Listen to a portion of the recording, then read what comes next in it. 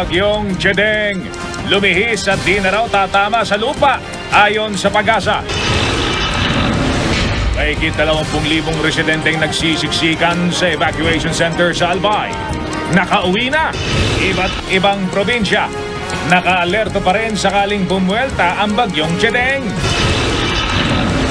Litrato na patunay raw sa umano'y VIP treatment sa mga patuan sa kulungan. Ipinakita ni Maguindanao Governor Toto Mangudadatu. Witness laban sa Dominguez Carnap Group na si Alfred Mendiola umalis sa pangangalaga ng Witness Protection Program at piniling magpakulong sa Bulacan Provincial Jail. Justice Secretary Laila de Lima na pasugod tuloy. Matapos ang serye ng mga aberya, 6 na istasyon ng LRT pansamantalang isasara simula bukas. Herman Moreno, itinanggi ang kumalat na balita sa internet tungkol sa umano'y pagpanaw niya. At naglalakihang music artist nagpakitang gilas sa American Idol Season 10 finale. Si Scotty McCreery, bagong American Idol.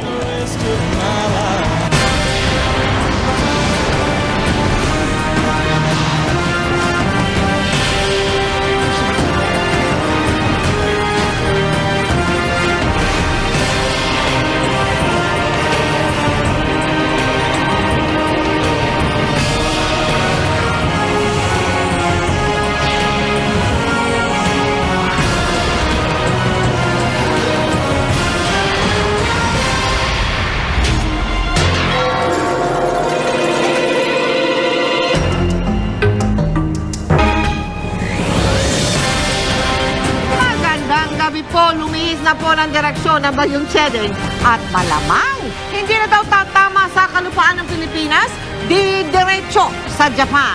Ayon po yan sa Pag-asa mismo. Gayunman, bagyang lumakas si Chedeng at patuloy pa rin daw tayong maging alerto. Ang bagyo ay may dala kasi na malakas na ulan na posibleng makaapekto sa malaki pa ring bahagi ng Pilipinas.